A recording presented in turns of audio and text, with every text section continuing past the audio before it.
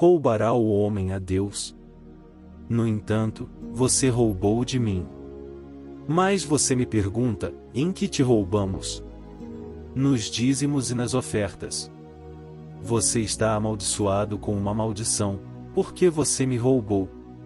Malaquias 3, versículos 8 e 9. Olá, bem-vindos ao canal Ouvindo a Voz de Deus. Eu me chamo Roberto Maicon, e se vocês não são inscritos, inscrevam-se no canal e ativem o sininho, para que vocês possam receber todas as nossas mensagens. E assim vocês possam estar edificando cada dia mais as suas vidas. Amados, a Bíblia fala de prosperidade, finanças e riquezas. Do Antigo ao Novo Testamento, mais de 500 versículos bíblicos falam especificamente do dinheiro. A falta de entendimento sobre este assunto tem dado espaço a muitas distorções que são ensinadas entre os cristãos. Por isto é fundamental entender o verdadeiro conceito de prosperidade na Bíblia. Amados, existem algumas coisas que devemos fazer para ter prosperidade financeira. E a primeira coisa que devemos fazer é ser fiel com Deus. No livro de Malaquias a palavra de Deus fala assim: Trazei todos os dízimos à casa do tesouro, para que haja mantimento na minha casa, e provai-me nisto, diz o Senhor dos Exércitos. Se eu não vos abrir as janelas do céu e não derramar sobre vós bênção sem medida. Malaquias 3 versículo 10. Portanto, o primeiro princípio para uma vida financeira abençoada é devolver o dízimo para o Senhor. A palavra de Deus diz que Ele derramará bênção sem medida sobre os que fazem a sua vontade. As janelas do céu se abrirão, e encherão de bens a todos os que depositam a sua confiança nele. Honra o Senhor com os teus bens, e com as primícias de toda a tua casa, e assim será o teus celeiros, eles se encherão de fartura, e teus lagares transbordarão de vinho novo. Provérbios 3 versículos 9 e 10. Amados, a palavra deixa claro que devemos honrar a Deus com as primícias da nossa casa, e assim Deus irá encher os nossos celeiros de bênçãos. Deus não mente, Ele não faz promessas que Ele não vai cumprir, pois Deus não é homem para que minta, nem filho de homem para que se arrependa. Amados, o dízimo foi praticado por homens, muito antes da nação judaica, e tinha uma existência.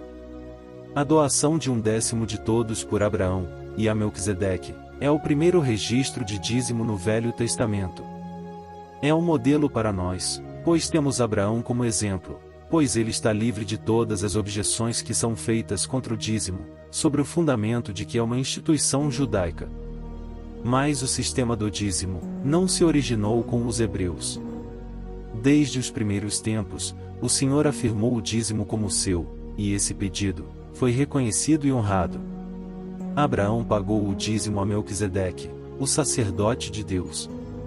Gênesis 14 versículo 20. Jacó, quando em Betel, um exilado e um andarilho, prometeu o Senhor: de todos de que me deis, vou certamente dar o dízimo a ti. Gênesis 28, versículo 22.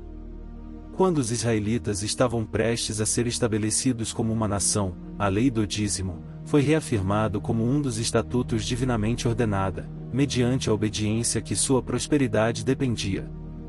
Quando você honra a Deus com o princípio de dizimar, automaticamente, o devorador é freado na sua vida.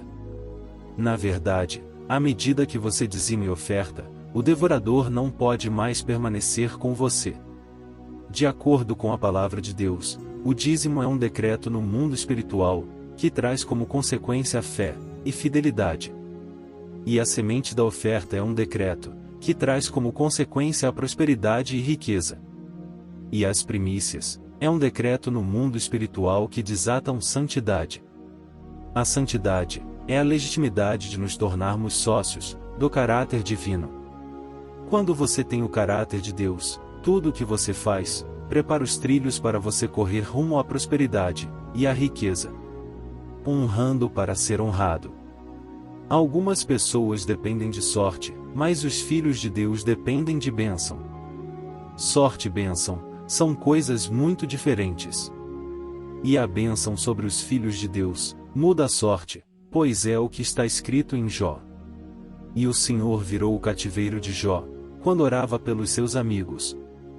E depois o Senhor acrescentou em dobro, a tudo quanto Jó antes possuía. Então vieram a ele, todos os seus irmãos, e todas as suas irmãs, e todos quanto antes o conheceram. Eles comeram com ele em sua casa, e se compadeceram dele consolando-o, acerca de todo o mal que o Senhor lhe havia enviado.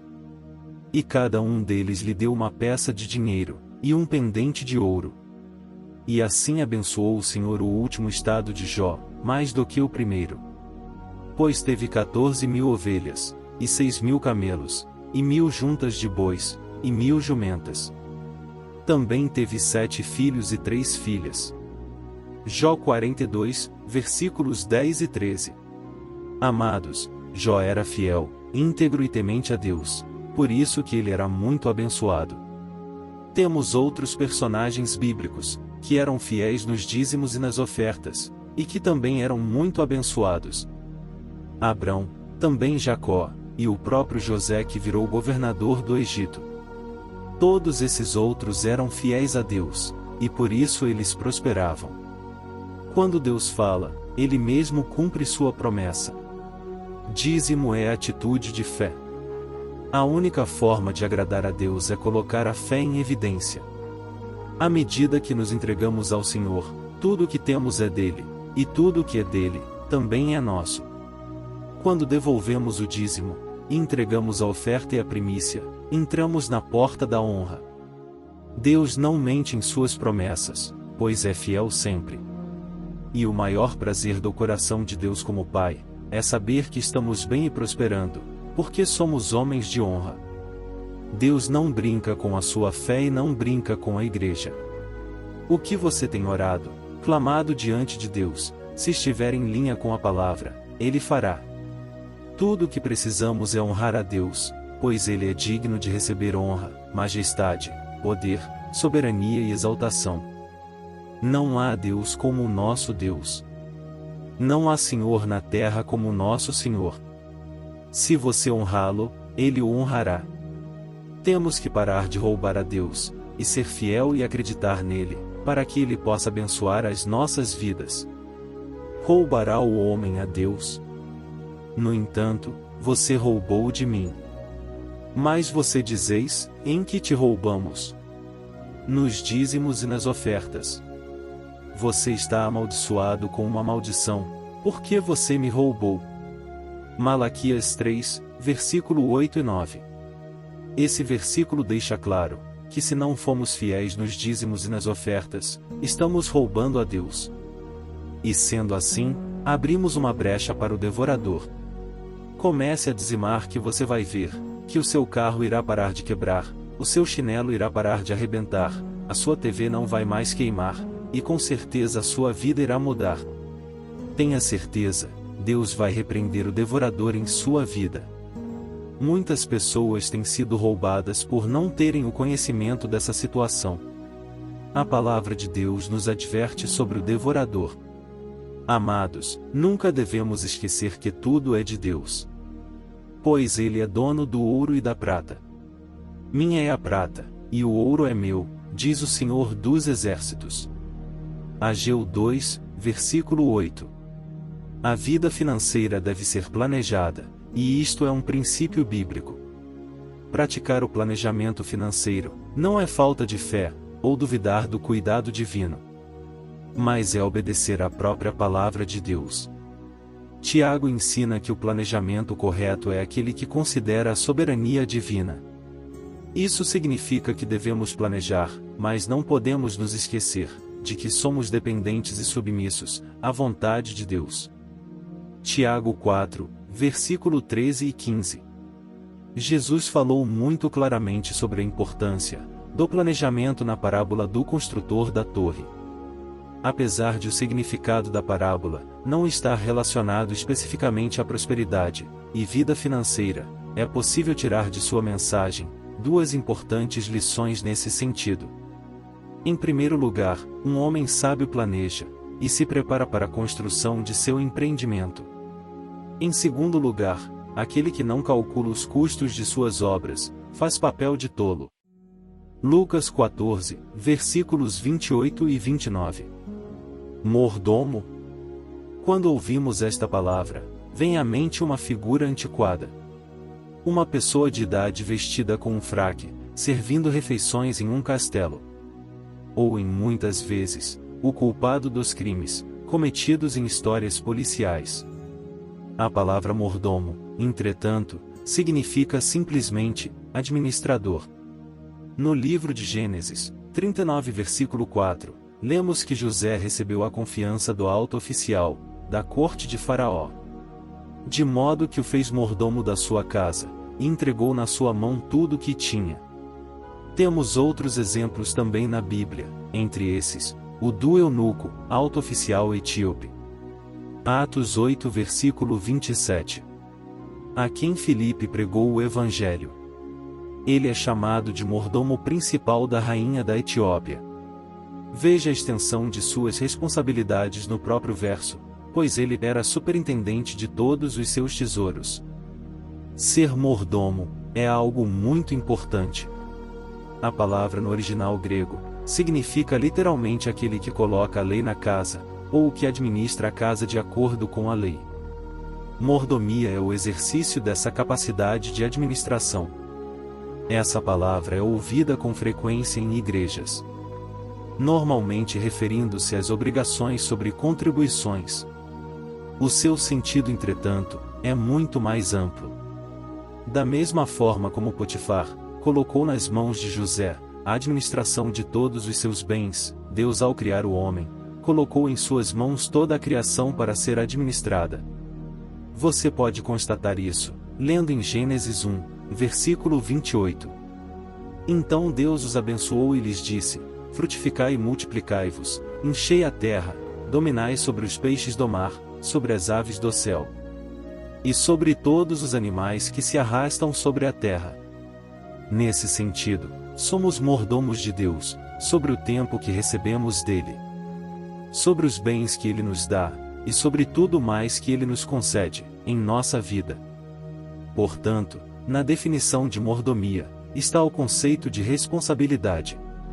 Somos responsáveis pela utilização correta de tudo que provém de Deus. E isso se inicia com o reconhecimento de sua pessoa, e de que temos que glorificá-lo, no todo de nossa vida. Coríntios 1, versículos 10 e 31. Somos bons mordomos, se demonstramos responsabilidade no uso de nosso tempo, de nosso dinheiro, e até nas escolhas de nossas amizades. Nesse sentido abrangente, queremos focalizar nossa atenção apenas no reconhecimento de que somos mordomos, de que tudo o que temos pertence ao Senhor, e de como temos o privilégio de indicar o reconhecimento da bondade e misericórdia, através de nossas contribuições. Um estudo realizado nos Estados Unidos, pelo State of the Plate, apontou que os dizimistas têm um maior controle de sua vida financeira do que as pessoas que não adotam a prática. O objetivo do estudo foi lançar um olhar mais atento sobre as práticas financeiras espirituais e práticas de doação de pessoas que dão 10% ou mais do seu rendimento para igrejas e instituições de caridade a cada ano. Esses resultados foram classificados como sem precedentes por seus organizadores, que compararam dizimistas com não dizimistas através de 9 indicadores de saúde financeira, descobrindo que os dizimistas apresentavam resultados melhores em cada uma das categorias. Entre os indicadores medidos pelo estudo, foi constatado que entre os dizimistas, 80% não têm contas de cartão de crédito, 74% não devem nada em seus carros, e 48% possuem sua casa própria, e 28% estão livres de dívidas. A infidelidade a Deus marginaliza o homem. Paulo afirma: o grande mal da vida deste crente é que não exercita sua fé na área financeira. Ele diz: porque o amor ao dinheiro é a raiz de todos os males. Nenhum outro pecado na Bíblia, por mais horrível que seja, é definido como raiz de todos os males. Pois o apóstolo fala que alguns nesta cobiça se desviaram da fé, e a si mesmos se atormentaram com muitas dores. Poderiam estar melhores, mas não estão. Quantos crentes não poderiam estar em melhores condições, econômicas e financeiras? Mas devido ao fato de não honrarem a Deus, com a devolução firme, vivem a gastar o que ganham na manutenção daquilo, que o devorador reivindica com todo o direito, por causa da sua infidelidade. Cada filho de Deus que nega obediência a tamanha responsabilidade, alega um motivo justo para não praticarem tão grave mandamento. E se esquece da promessa que diz: trazei todos os dízimos, e eu repreenderei o devorador. Caim e Abel deram dízimos. A diferença fundamental entre eles é que Abel ofertou os primeiros frutos de sua renda, e isto agradou a Deus. Duas são as consequências de usar em benefício próprio o que é santo ao Senhor: falta de proteção divina na parte financeira, e o castigo por desobediência a um princípio básico da fé. Amados, que possamos ser fiéis a Deus em tudo, para que possamos ser abençoados também em tudo. Eu espero que essa mensagem possa ter edificado mais a vida de vocês.